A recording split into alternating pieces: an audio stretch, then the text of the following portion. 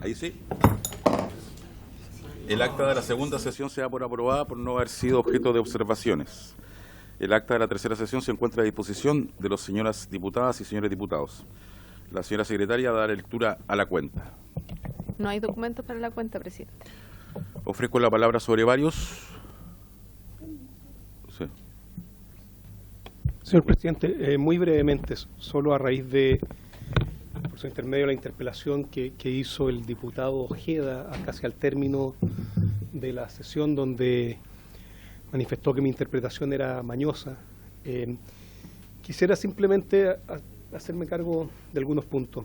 El ejemplo dado por el diputado Ojeda, por su intermedio, señor presidente, es un mal ejemplo.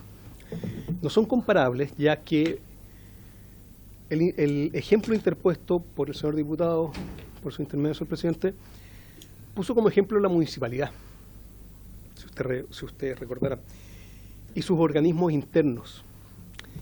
Pero la municipalidad no tiene en su interior órganos descentralizados, como es la JUNAEP. Por lo tanto, son situaciones totalmente distintas, ya que lo que hace la descentralización es romper la jerarquía, y en la municipalidad están todos bajo la línea jerárquica de los alcaldes. Quizás el ejemplo más claro de esta ruptura de la línea jerárquica entre un órgano descentralizado y el poder central, en este caso, ¿no es cierto?, el Ministerio de Educación, es el artículo 59 de la Ley 19.880, que es la Ley de Procedimiento Administrativo.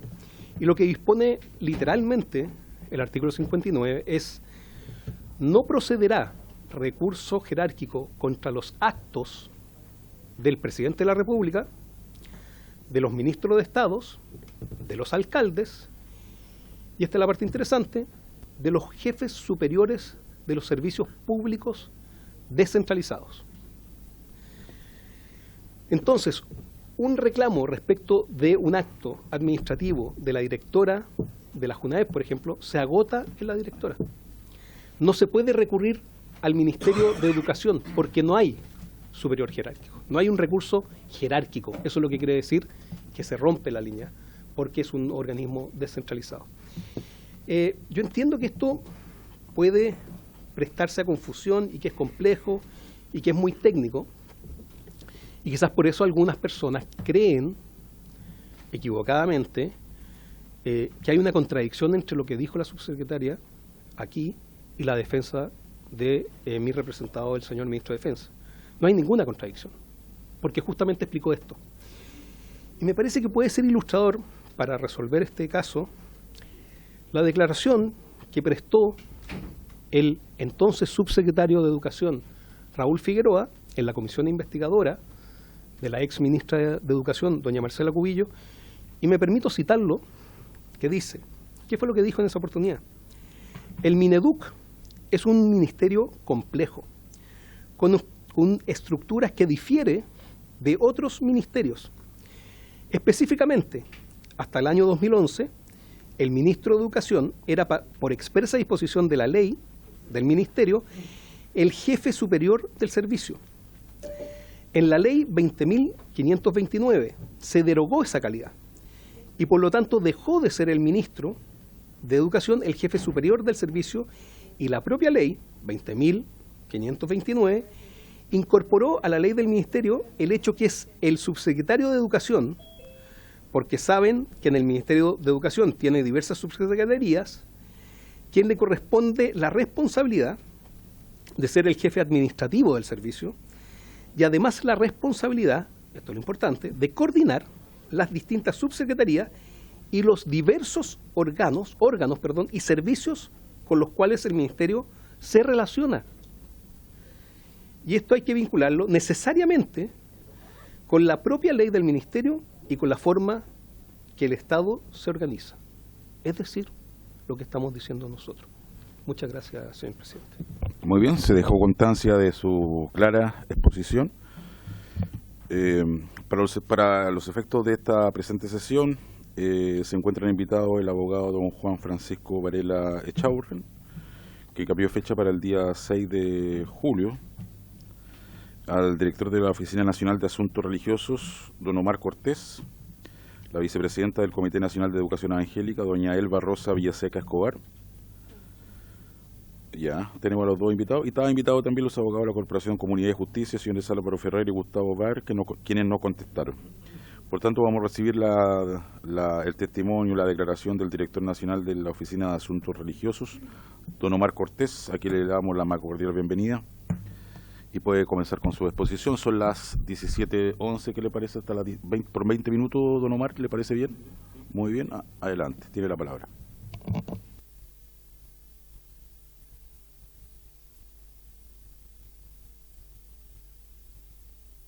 Esta costumbre ya. Muchísimas gracias, señor presidente de la comisión y a los diputados presentes. Estoy aquí para, de alguna manera, desmitificar algunas versiones que pueden surgir de los artículos del libelo de acusación del ministro Ávila, con argumentos de suma objetividad para dar cuenta de la más legítima posición del respeto a la libertad de conciencia o libertad religiosa. Digo o libertad religiosa porque la libertad de conciencia viene a ser como la versión secular de la libertad religiosa. En la acusación hay una mirada hacia la tendencia desde una supuesta ideología de género incluida en las propuestas del ministro, que nosotros, frente a tres claros procesos objetivos que hemos desarrollado con el Ministerio de Educación, por indicación del mismo ministro y su equipo, podemos francamente señalar que es absolutamente todo lo contrario. Verificamos en el comportamiento del ministro un claro y absoluto respeto a todas las sensibilidades creyentes y no creyentes en la dinámica del respeto de la pluralidad que existe en el establecimiento y en los procesos educativos. La pluralidad no se impone, la pluralidad se descubre, en ella vivimos, y la función docente tiene que ver con la riqueza de reconocer y hacer vivir en armonía y en coexistencia del respeto mutuo a toda esa pluralidad. La libertad de conciencia debe ser vista a la par de la igualdad de respeto. Invocar mi libertad de conciencia es en función de respetar la libertad de conciencia del otro. Los casos que yo voy a dar de objetividad en relación a esto dan cuenta de lo que estoy diciendo. Hay un gobernador de 1640, Roger Williams, de Estados Unidos, que fue llamado el profeta de la libertad, donde él señala precisamente que la libertad de conciencia debe ser vista a la par de la igualdad de respeto, y que la violación y que la falta a la libertad de conciencia le llamaba violación del alma. Entonces, por eso nos parece muy clave y crítico estar aquí presente como oficina para dar cuenta de manera objetiva de que nunca ha habido y no habrá, espero, así lo hemos visto, una actitud de ese tipo por parte del ministro Ávila. Tres procesos claros y objetivos. Primero, por iniciativa del ministro, a través de su equipo, golpearon las puertas de nuestra oficina.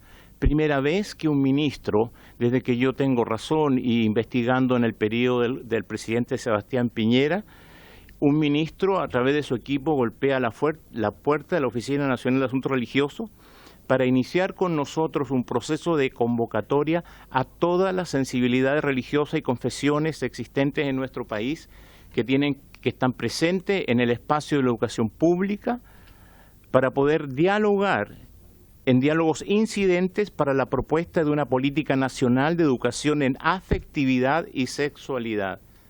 cuyo foco central era es la prevención del abuso sexual, la preparación de los niños y niñas para prevenir el abuso y a su vez entender que aquí no existe una dimensión de imposición, de obligatoriedad, sino que existe una dimensión de reconocer el respeto a la pluralidad de las libertades de conciencia. Se convocó a un número tan amplio como el registro que tengo acá y traigo conmigo las actas que fueron recogidas y sistematizadas por estudiantes de la Universidad de Chile con suma objetividad de todo lo que ahí se conversó, de todo lo que ahí se escuchó, de todo lo que ahí se recibió por parte de representantes de centros de apoderados, de confesionales, Iglesia Adventista, católicos, Iglesia de Jesucristo de los Santos Últimos Días, la Red Interreligiosa para la Defensa de la Infancia, la Red Santo Tomás de Aquino,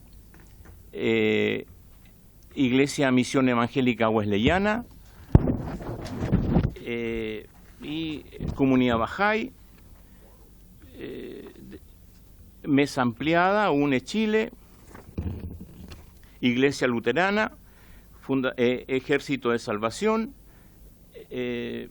incluso PADIS, que es un movimiento católico pastoral por la diversidad sexual, representantes del DEM de la Iglesia y de la Iglesia Bautista, etcétera. Todos ellos registrados aquí, incluso nos autorizaron a dar cuenta de las actas, de ese diálogo en donde fue de la máxima expresión de respeto y de escucha de todas esas sensibilidades. Podría leer algunos de los puntos de todas estas actas, pero no es necesario, creo que las puedo dejar con ustedes si las quieren revisar, solo leer un párrafo de uno de los participantes. Creo que el desafío es educar a los niños en estas temáticas, integrando a la comunidad e integrando a los padres, que se haga en conjunto y que finalmente los padres no pierdan esa capacidad de educar a sus propios hijos. Agregar que en este sentido educación en afectividad y sexualidad integral es un mecanismo contra la violencia. Siempre se piensa y se reduce a que el objetivo es solamente prevenir el embarazo de jóvenes, pero creo que no solo es eso. El objetivo tiene que ser prevenir la violencia y los problemas de abuso, por lo que el brindarles las herramientas para darse cuenta de que viven cierta violencia es importante también. Opiniones vertidas y registradas de líderes religiosos en esas mesas de trabajo que fueron 4 y cuyas actas ellos las reciben, cuyas actas de ellos incluso pueden complementarlas o pueden corregirlas para hacer la sistematización final. Ese es el primer punto que tengo para objetivo para desmitificar esa acusación que está en los artículos 1 y 2 del libelo. El segundo punto es el siguiente. El Estado de Chile frente al caso Sandra Pavés fue sentenciado por la Comisión Iberoamericana de Derechos Humanos, la Corte, perdón. Fue sentenciada, considerada culpable de violar los derechos humanos de una profesora que se declaró lesbiana en un colegio. Bueno, no voy a entrar al caso, pero la sentencia implicaba revisar el artículo 924, modificarlo, cambiarlo, y a su vez el certificado de idoneidad que implicaba la entrega de cada religión, porque la enseñanza de la religión en la escuela pública es confesional. Pues bien, habría sido la mejor oportunidad para un ministro con una tendencia de una laicidad invisibilizadora de la sensibilidad religiosa, o con una tendencia contraria a aquellas cosmovisiones religiosas que tienen una mirada, si bien de respeto hacia los movimientos de la diversidad sexual, tienen distancia y a veces contraposiciones, habría sido la mejor oportunidad simplemente para avanzar, como así algunas posturas radicales lo pretendían, a derogar un decreto como eso, a trabajar por eliminar eso, porque es un conflicto para una persona que tiene una tendencia a imponer una agenda de género. La presencia de la religión confesional con sus enseñanzas 2 horas a la semana es contraproducente, ¿no? Ojalá lo pudiésemos sacar. Pues todo lo contrario. La tendencia y la actitud del ministro fue convocarnos a nosotros, la ONAR, otra vez, no pudiendo hacerlo, para trabajar en conjunto en una dinámica de respeto y de diálogo para no derogar el decreto 924, sino que modificarlo, y la enseñanza de la religión confesional sigue igual, aunque a muchos de nosotros a lo mejor nos gustaría que se cambiara. Creo que no puedo dar otro mejor ejemplo para señalar que toda tendencia a creer que las posturas del ministro estaban apuntando o apuntan hacia el descrédito, el desmérito y la exclusión de las tendencias de visiones antropológicas religiosas distintas a la de él propia, son absolutamente falsas. Tanto es así que no puedo dar más indicaciones de este proceso porque está dentro del trabajo de la misma Comisión de Derechos Humanos de Cancillería, se está trabajando en la respuesta a la sentencia. Pero tanto es así que uno de los acápites que señalaba la sentencia era que aquellos que emiten desde las religiones el certificado de idoneidad debían pasar a ser formados en derechos de sexualidad, de la diversidad sexual. Nosotros cambiamos esa palabra. El mismo ministro así le pareció, vamos a dialogar. Vamos a dialogar. Y son procesos de diálogo que ya los iniciamos con sumo respeto e inclusión de todas las perspectivas para encontrar caminos de consenso en el respeto de los derechos humanos de toda persona y todo docente. El tercer ejemplo que quiero dar es algo francamente que nos parece histórico. No habíamos visto, y lo digo al decir visto no solo por mi función de director de la oficina, fui asesor en el gobierno de Bachelet y también he trabajado mucho tiempo en el campo de la ciencia de la religión y todos esos campos académicos, pues no habíamos visto nunca la voluntad tan honesta y sincera de un ministro para erradicar una discriminación histórica hacia los centros de estudios no católicos existentes en nuestro país. Si un ministro tiene una tendencia de una agenda de género que quiere imponer, jamás tendría esta preocupación, jamás. La comunidad judía tiene su sede del Seminario Rabínico Latinoamericano, sin ninguna posibilidad de ser reconocida como un establecimiento educacional por el Ministerio de Educación. Instituciones teológicas conservadora, más progresista, del mundo evangélico protestante, alguna de 110 años, otra de 70 años, otra de 50 años, 30, todos sus estudios de grado y pregrado no son reconocidos por el gobierno de Chile. No tienen acceso a un paso de inclusión en los programas educativos y en los beneficios que puede ser una persona que opta por esos estudios, ¿no? Las razones son varias, no voy a entrar en ese detalle. Pero hoy por fin encontramos una voluntad sincera. ¿Por qué? Porque en la definición de la sentencia Pavés se encuentra una situación. Es necesario que todos los que enseñan religión sean profesores. Muy bien, a los profesores evangélicos hay que pedirles que sean profesores. ¿Quién los forma? Porque lo único que tienen formación son las universidades católicas, ¿no? Entonces se crea un vacío, porque incluso los grados académicos no son reconocidos. Entonces ninguna universidad, por ejemplo en Magallanes, hay un muy buen intento en la Universidad de Magallanes de trabajar con un centro de estudio que allá existe, pero no puede avanzar porque los grados que ellos entregan no son reconocidos. O sea, la voluntad del ministro y de su equipo, esto hay que resolverlo, no da más este tipo de discriminación. Entonces, yo con esos tres argumentos de suma objetividad, señor presidente y diputado de esta sala, me parece de absoluta acto probatorio de que pensar que hay una actitud tendenciosa de un ministro para invisibilizar, excluir, ¿no?, el derecho preferencial de los padres sobre la base de libertad de conciencia o libertad religiosa, el derecho de la inclusión de la pluralidad existente en nuestro espacio público, porque eso es lo que todos tenemos que reconocer. Invocar mi libertad de conciencia en función del respeto a la libertad de los otros. Entonces, insisto, con estos argumentos sumamente objetivos puedo dejar las actas con usted, presidente, si las quieren revisar, ¿ya? Creo que, como decía William Rogers, violentar la libertad de conciencia es una violación del alma. Y sinceramente creo que hay que pensar en las personas, y el ministro Ávila podríamos estarle haciendo una violación de su propia alma, porque me parece que es un falso mito lo que señala la acusación respecto a su actitud discriminatoria frente a la sensibilidad religiosa. Muchísimas gracias, presidente. Muchas gracias, don Omar Cortés, por su exposición, por su testimonio.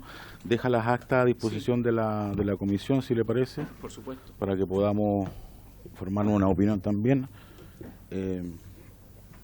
Le planteo inmediatamente, colega, ¿le parece si podemos formularle preguntas para concluir este punto? Diputado Berger, ¿no? Diputado Santana, diputado Hirsch, diputado Navellán. Ok. Muy amable, don Omar. Queda liberado. Ok. Muy amable. ¿Está telemática la señora? Ya. Saludamos también, a nombre de esta comisión, saludamos a doña Elba Rosa Villaseca Escobar, vicepresidenta del Comité Nacional de Educación Evangélica. Señora Elba, buenas tardes. Buenas tardes, un gusto saludarles desde acá. Igualmente, le doy la palabra por 20 minutos, ¿le parece? Tiene la palabra. Bien, bien. Mire, fuimos invitadas a esta participación de diálogo de una política en educación en afectividad y sexualidad integral. Y decidí participar porque soy profesora por más de 35 años, pasando por todos los niveles educativos. Tuve la posibilidad de estudiar en mi pedagogía con beca presidencial, también con pasantía en el extranjero sobre ciencia y tecnología en Israel, y mucho trabajo con sectores vulnerables. Trabajé muchos años como profesora en Los Espejos. Me tocó atender muchas situaciones complejas y difíciles en donde no tenía respuesta. Pero cuando leímos esto de esta política que se está diseñando, la verdad que de pronto usted escucha que es solo sexualidad, y la verdad que dice afectividad. Y cuando hablamos de afectividad estamos hablando de sentimientos, de emociones, situaciones que muchos estudiantes no encuentran una respuesta en cada una de las escuelas. Siempre como profesora soñé con una escuela libre de discriminación y violencia, siempre, y luché por eso. Yo tuve niños de 18 años en octavo básico. Esa era la realidad existente. Y lo que yo esperaba siempre, tener la posibilidad de escuchar que en nuestro país nuestros estudiantes, nuestros niños tendrían la posibilidad de contar con una escuela segura, inclusiva y justa. Y justa.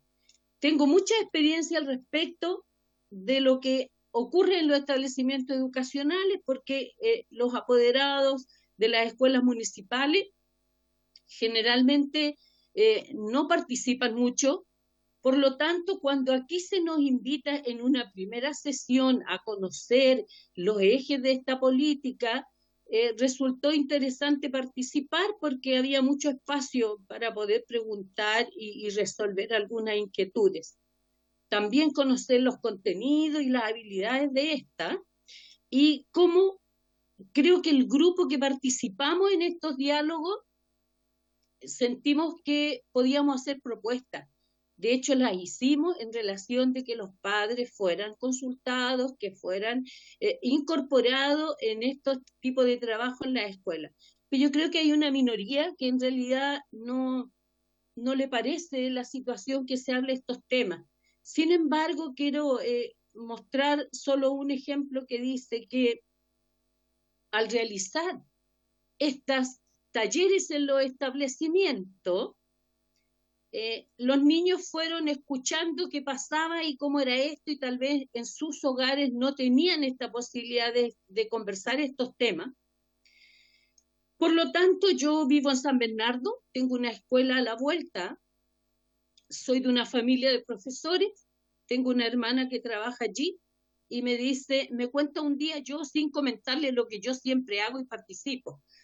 Entonces me dice, mira, gracias a una actividad que se hizo en la escuela con el psicólogo y los profesores, una niña se atrevió a contar que era abusada por su abuelo.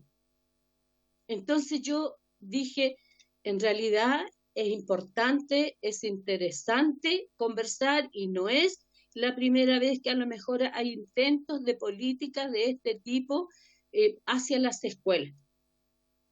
Por lo tanto dije, si hay una niña que pudo dejar de ser violada porque tuvo la posibilidad de contarlo y su madre darse cuenta de lo que pasaba, algo se ha hecho. Así es que seguimos participando. Yo de estas 4 sesiones participé en 3, pero siempre se nos enviaba el acta y la temática que estaban trabajando. Pero tuvimos la posibilidad de poder compartir y motivar a que esto fuera mejorando y que fuera mucho mejor y complementario para las escuelas, en términos de que cuando un profesor se prepara en su condición de pedagogo, no se hablan estos temas, nunca reciben información adicional. Y estos temas los tenemos como tabú. Y la verdad es que yo pienso que hoy día, si yo digo que la escuela habló un tema y en mi casa, en mi hogar, hay amor, hay cariño y lo hablo con verdad, eso prima. Eso tiene que primar en un hogar y en la formación de los padres. Pero si yo quisiera reclamar porque se le dijo tal nombre o tal cosa o se hizo un taller, la verdad que yo creo que es bueno que la escuela, yo fíjese que luché mucho para que hubiera control social en los establecimientos donde los padres no participaban por distintos motivos, que fueran más involucrados, realizando actividades en donde tuvieran que exponer en conjunto el papá o la mamá, la abuela, quien fuera, con sus propios niños para que pudieran integrarse de lo que pasaba y ocurría en cada escuela. La verdad que en estos momentos yo coordino la región metropolitana firmando certificados de idoneidad para profesores y se hace complejo en este minuto y siempre sentimos la amenaza de que este decreto pudiera derogarse. Pero yo insisto en que cada establecimiento tiene un proyecto educativo en donde evidencia valores, principios, y si yo hago un conjunto con todo eso y estoy trabajando respecto de lo que mandan los líderes de la escuela, pudiera hacerse un trabajo maravilloso y pudiéramos evitar muchas situaciones que ocurren y que nunca sabemos hasta cuando tienen 30, 40 años los jóvenes.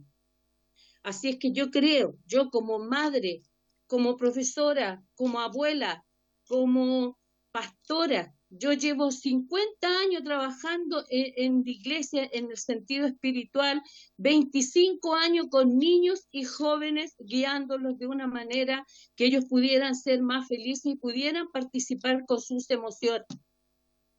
La verdad que quiero aludir a Humberto Maturana porque dijo muchas verdades. Yo lo tuve como profesor y relató en un momento y dijo que para muchos jóvenes y niños la escuela eran verdaderas cárceles. Y lo viví porque los niños tienen que desarrollar talento, tienen que desarrollar otras competencias, tienen que sentirse seguros, tienen que ser estables para que podamos tener una sociedad mucho mejor de la que tenemos hoy día. Me duele escuchar que ayer un joven que una PDI le disparó y él falleció porque él la estaba atacando y el joven tenía también su armamento. 17 años. Ese joven debería estar estudiando y no lo está. Entonces sé que hay harto por hacer. Sé que debemos luchar para que pudiéramos avanzar y nosotros tenemos que plantearnos como país de otra manera. La verdad que nos damos respuesta y cuando uno piensa en una política educativa es porque hay una gran necesidad. Entonces yo no tengo temor Si en este minuto yo fuera una mamá joven, no tendría temor de que a mi niño le hablaran de temas de sexualidad. ¿Por qué? Porque yo lo tendría que hacer primero. Yo tendría que estar ahí corrigiendo aquello. De los más de 12.000 establecimientos reconocidos en el país, 5.514 son municipales. Y yo sé las carencias. Y sufro día a día porque siempre quise revertir la realidad, pero siempre me afirmé. También fui profesora de religión. Trabajé muchas dinámicas, muchas metodologías para que ellos pudieran a lo mejor no sentirse con que no estoy haciendo un culto, estoy tratando de que ellos tengan una autonomía, de que ellos pudieran tener un desarrollo mejor. Y la moral se desarrolla. La moral no es que el niño como está no se desarrolla, igual como dice Piaget que se desarrolla la parte cognitiva, la moral también se desarrolla, porque los niños tienen una moral muy dependiente hasta cierta edad, pero si no reciben ninguna formación en aquello, se generan muchos conflictos en su vida, en sus sentimientos. Yo creo que lo que nosotros hacemos está basado en el amor. Tratamos de sustentarnos con los 2 primeros mandamientos, ¿cierto? Primero, amarás al Señor tu Dios con toda tu mente, con todo lo que soy. ¿Por qué? Porque también me respalda que los que amamos a Dios todo nos ayuda bien. Y el segundo que dice, amarás a tu prójimo como a ti mismo. Entonces, mi formación, mi enseñanza siempre fue, cuando yo trabajo la parábola del buen samaritano, significa de que el hombre que estaba herido, el que lo ayudó era enemigo porque no se aceptaban entre ellos. Por lo tanto, el que ayudó al herido fue uno que era enemigo. ¿Y qué ocurre? Que como siempre los apóstoles preguntando, ¿y qué haremos? ¿Y cómo seremos salvos? ¿Y cuál es mi prójimo? Le dijo, el que actuó con misericordia. Y el que actuó con misericordia le dijo, ahí tú vas a entender cuál es el prójimo. Por lo tanto, dijo, haz tú lo mismo.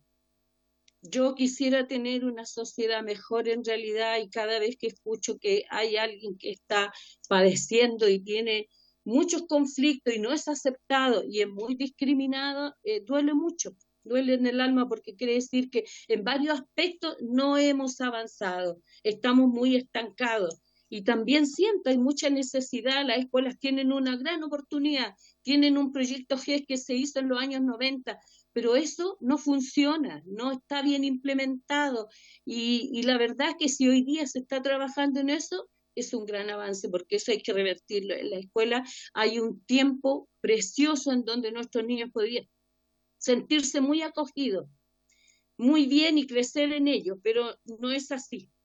Así que nosotros, haber participado, yo por lo menos en estos diálogos, en esta reflexión, creo que ayudó mucho, porque también se visualizó de que el profesor dentro de su formación debiera estar preparado. Porque tenemos un caso igual, una profesora cuando tuvo que realizar un taller, ella se negó y no quiso, y quitó la oportunidad a lo mejor de muchos estudiantes. Tengo un caso, una profesora que el alumno de 7º básico le dijo, profesora, él si es gay, ¿él se va al cielo o se va al infierno? Y ella dijo que se iba al infierno. Me tocó atenderla, me tocó conversar con ella, porque como profesora yo tampoco puedo dar mi opinión personal. Yo estoy para velar por ellos. Por lo tanto, la verdad que hay mucho que hacer. Quisiera yo dejar en claro en esto que la participación de todos los que allí estuvimos creo que nos dejó bastante conforme respecto de que se nos consideró, porque el pueblo evangélico también nos hemos sentido muchas veces discriminados. Desde que voy a una plaza pública, yo veo en la plaza la farmacia, veo la iglesia católica, y no es que yo también quisiera que hoy día se instalara allí. Hemos luchado para tener espacio en donde las personas pueden llegar también y satisfacer esta necesidad espiritual. Así es que yo creo que las cosas no tenemos que mirarlas con los ojos nuestros, sino que tenemos que a veces ponernos lentes y mirar con otros ojos. esas miradas de amor que merecen y necesitan todos y cada uno de nuestros estudiantes. Si yo hoy día le negara la posibilidad de no conversar ningún tema de esto porque son privativos, si fueran privativos, ¿usted cree que no buscaría por internet, por algún medio, verlo y a lo mejor lo va a entender y lo va a visualizar de una forma morbosa, de una forma que no corresponde? Porque por sobre todas las cosas tiene que haber amor. Así que muchas gracias. Dios les bendiga a cada uno de ustedes y le ayude en el trabajo que realiza. Muchas gracias, doña Elba Villaseca, por su palabra, por su testimonio. ¿Concedo algún espacio para preguntas, colegas? ¿No? Don Tomás Hirsch. Yo no soy evangélico, pero escuché atentamente a doña Elba y no voy a hablar de nada constitucional. Bueno, porque creo que además en la acusación no hay nada que tenga que ver con transgresión a la Constitución. Pero me ha llamado mucho la atención muy profundamente el amor que expresan sus palabras. El amor profundo hacia los niños, hacia las niñas.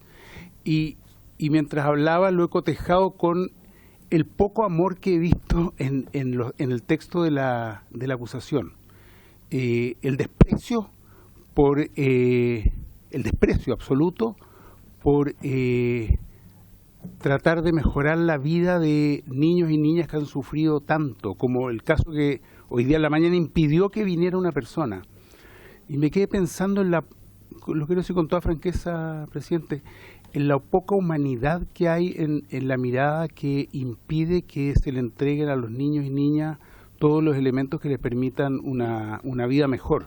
Y desde ese punto de vista, simplemente quería decirlo, porque es lo que siento que me ha llamado profundamente la atención lo que ha dicho la señora Elba y sin ser parte de esta Cámara, sin ser parte de este lugar, creo que en sus palabras hay una sabiduría que he echado mucho de menos en algunos fragmentos de la acusación donde he visto por el contrario una falta de humanidad con respecto a los niños y las niñas de nuestro país. Solo eso, presidente. Gracias, diputado Hirsch. Le concedo la palabra al diputado Becker, perdón. Becker, presidente. Como la cerveza, si usted gusta. Muy bien, pues, saludar a la pastora Elba Villaseca, saludar a nuestros diputados y a nuestros asesores que se encuentran en la sala.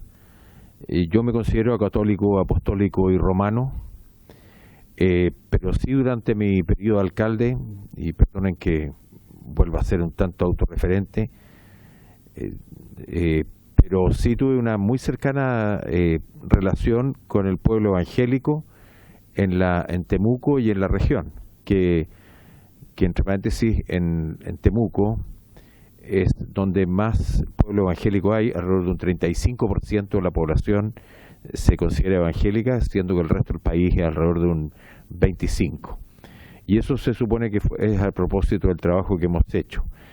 En alguna parte de la locución, la pastora Elba manifiesta que primero los padres, dice, porque cuando habla de que si ella fuera una mamá joven, le enseñaría estos temas a sus hijos. Yo estoy totalmente de acuerdo con ella, que son precisamente los padres los que tienen que dar los primeros pasos en la enseñanza de la educación sexual, afectiva y con una relación amorosa, cercana, y el establecimiento educacional tiene que probablemente entregar también algunos argumentos, algunos aspectos, pero sin meterse en el ámbito de la familia. Esa es mi sugerencia. Ahora, a propósito de lo que dice mi estimado colega Hirsch, en relación a que él ve dentro de esta acusación algunos indicios de, creo que dijo odio o algo así, término no sé cuál fue exactamente,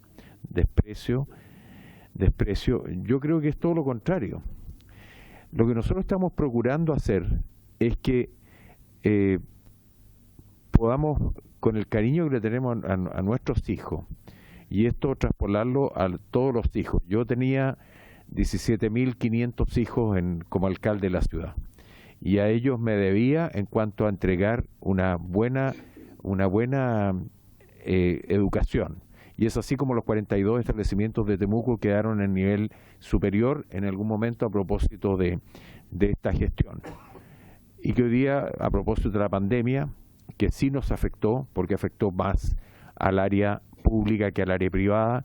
El área pública llegó a un 25% de participación durante el tiempo de la pandemia. Los establecimientos educacionales, especialmente los particulares pagados, llegaron casi a un 60% de asistencia. Y posteriormente también hubo un periodo en que los propios profesores, que hoy día están reconociendo el error de haber mantenido, haber sugerido o solicitado que los establecimientos educacionales se mantuvieran cerrados, y eso nos está afectando muchísimo. En cuanto a que hoy día hay niños que están en segundo medio y de matemática y de idioma, lectura y idioma, están muy atrasados, y algunos casos, así lo estiman los expertos, casi en forma irreversible. Entonces también hay uno podría decir, y esto un paréntesis, ¿qué acciones ha tomado el ministro de Educación en relación a en estos casi año y medio? Les recuerdo también a mis estimados amigos de la izquierda que ya llevan un año y medio en el gobierno, entonces no sigamos echándole la culpa a Bachelet 1, Bachelet 2, Piñera 1, Piñera 2, porque hay cosas que ya pudieron haberse tomado y haberse resuelto, o en parte al menos en este periodo que hemos estado sin estar bajo la fuerza de esta pandemia que nos atacó a todos, por supuesto. Pero aquí hay un tema relacionado también con lo que ha ocurrido con el CIMSE. Yo les recuerdo que hubo un ministro de Educación, no recuerdo exactamente si es Lago o Bachelet, que pidió sacarle los patines a quienes iban más adelante. Y hoy día lo que estamos haciendo es que no solo le estamos sacando los patines, le queremos sacar los zapatos a la educación pública. Y eso no sé cuál es el sentido. No sé si les gustan los pobres, entonces así poder multiplicarlo y poder manejarlo en los momentos de las elecciones. Yo no creo que sea esa la forma como tenemos que enfrentar este desafío. Y porque queremos a los niños de Chile, es que nosotros decimos, esta pega se está haciendo mal, necesitamos que alguien la haga mejor. Y a través suyo, presidente, al diputado Hirsch, que tiene una experiencia y una trayectoria larga, mencionaba embajador en Nueva Zelanda, ¿así lo escuché en la mañana? ¿Sí? Entonces él tiene una experiencia importante en esto, así que sin duda podría colaborar y aportar para que esto mejore, porque realmente nos preocupa lo que está ocurriendo. Sacamos la prueba del CIMSE en segundo básico, entonces hoy día los alumnos llegan a cuarto básico sin saber leer, y eso nos preocupa. Y esto, como en algún momento lo dije yo también, el gobierno, cuando una persona se postula a ser presidente de la República, sabe los problemas que va a enfrentar. Entonces no es cosa que esto partió el 11 de marzo, sino que partió al momento que terminó la elección de la segunda vuelta, y desde ahí el presidente, en este caso el presidente Boric, tiene que haber pensado en armar equipos con los mejores para sacar adelante este proyecto de país que queremos para todos. Nosotros estamos aquí y ya con el diputado Hirsch estamos en la recta final. Entonces, pero sí detrás nuestro...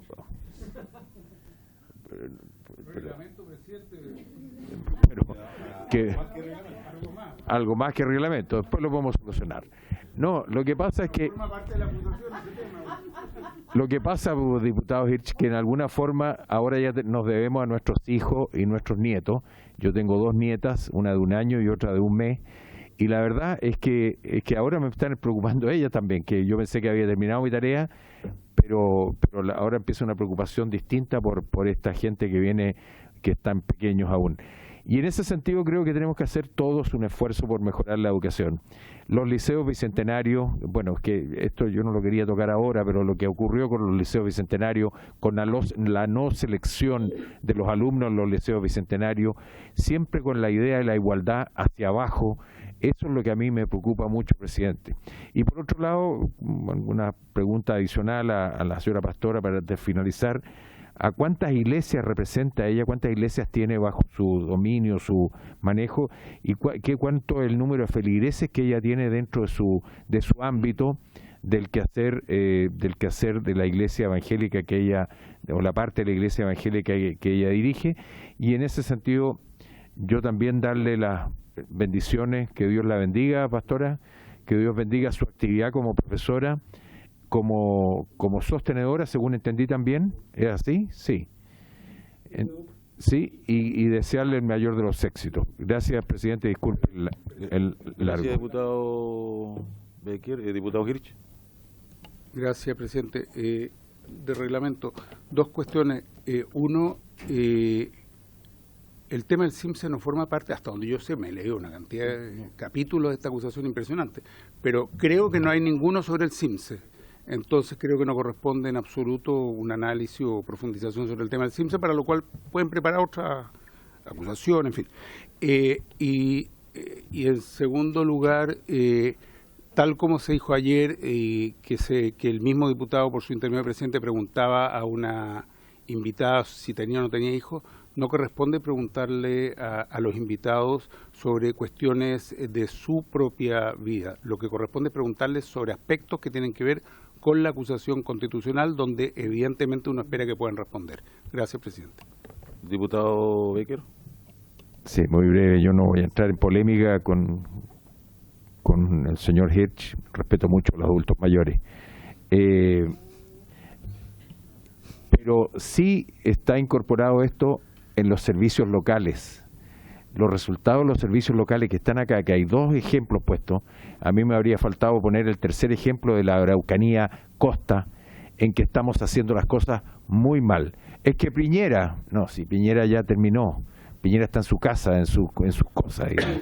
Entonces, por favor, veamos qué vamos a hacer con los servicios locales y que ojalá que de esta acusación también nos podamos unir como Cámara, como profesionales de este tema, y logremos sacar adelante estos proyectos relacionados con los servicios locales que están siendo muy mal administrados. Se está haciendo muy mal la cosa, digamos. Y hoy día les digo que el monto que paga el Estado, y este es un dato, no, si a mí también no me gustan las expresiones del señor Hirsch, señor presidente, a propósito, por su intermedio, digamos, porque manifiesta como una desazón, desagrado. Yo también, pero nunca hago ninguna expresión. Bueno, en lo que yo le quería decir a la mesa, que el monto que se paga por alumno por parte del Estado a los municipios y a los colegios subvencionados es similar a lo que se paga a los particulares pagados, el monto total que se cancela. Entonces, en ese sentido, creo que hemos estado mal administrando esto, y la oportunidad está ahora en el gobierno del presidente Boric de mejorar y cambiar esto. Y da la impresión de que lo que hasta hoy día se ha estado haciendo en estos 15 o 16 meses del gobierno, no hemos logrado sacar adelante estos proyectos educativos que necesitamos que mejoren, porque si no, efectivamente vamos a tener una generación muy compleja para el futuro. De nuevo, gracias, presidente. Gracias, diputado Becker. Diputado Santana. Gracias, presidente. Yo pediría que en general todos los integrantes y las integrantes de esta comisión nos respetáramos, porque eso me parece que es una condición básica y por su intermedio a mí no me parecen que algunas expresiones de las que ha emitido el diputado Becker, a quien yo escuché atentamente, sean, digamos, en ese tono. Y solamente para hacer historia y al mismo tiempo manifestar algunas cosas que ha estado haciendo el Ministerio de Educación en materia de educación pública. Porque el año pasado, se empezó a tramitar lo que el gobierno denominó la Ley Miscelánea de Educación, que, entre otras cosas, le daba una pausa, hacía una especie de detención sobre la implementación de los servicios locales que se iban a comenzar a implementar durante este año. ¿Para qué el Ministerio de Educación hace eso? Para poder revisar el funcionamiento de los servicios locales que ya se encontraban en funcionamiento y de los cuales, transversalmente, había una mala observación, había una crítica respecto a su funcionamiento.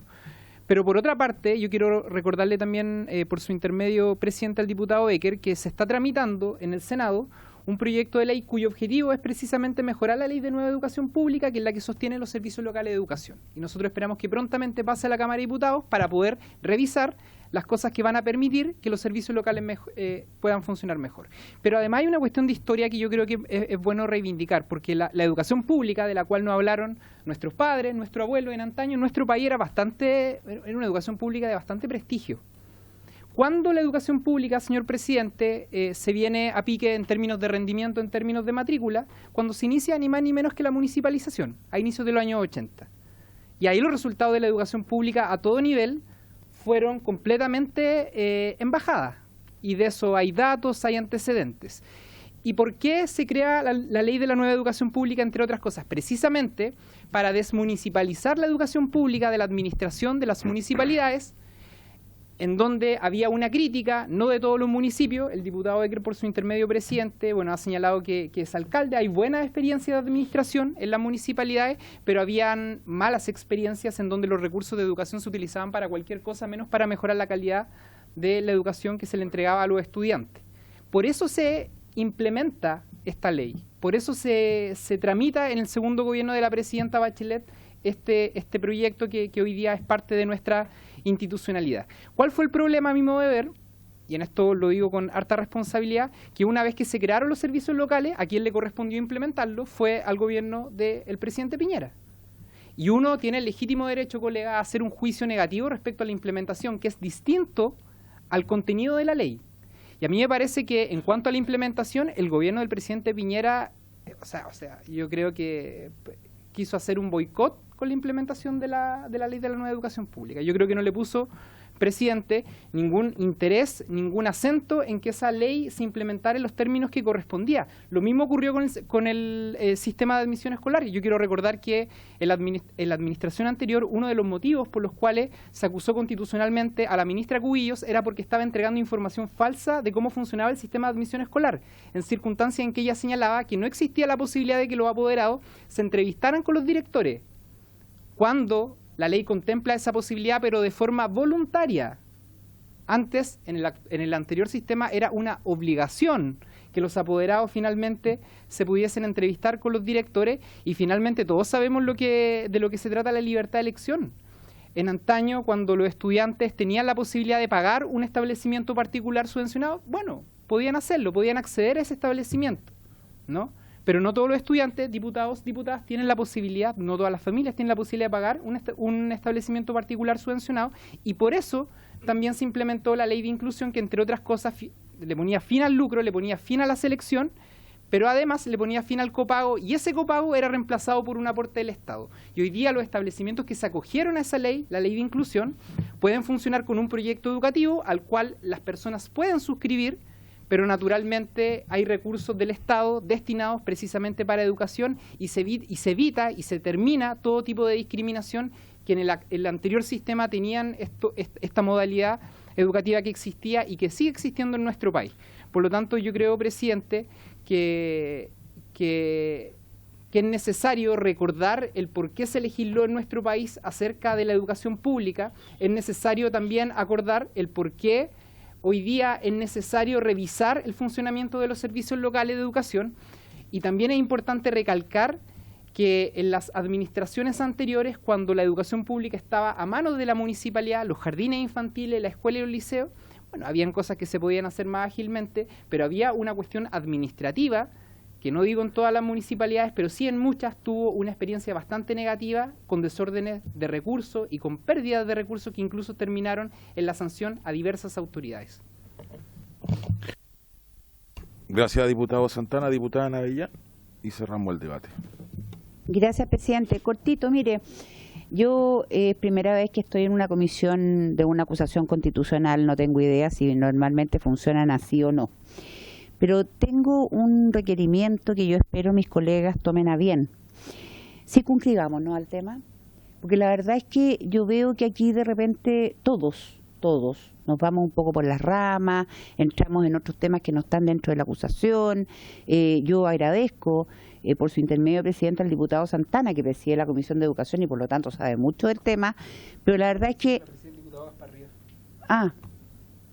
Pero es como que usted la presidiera, usted sabe mucho.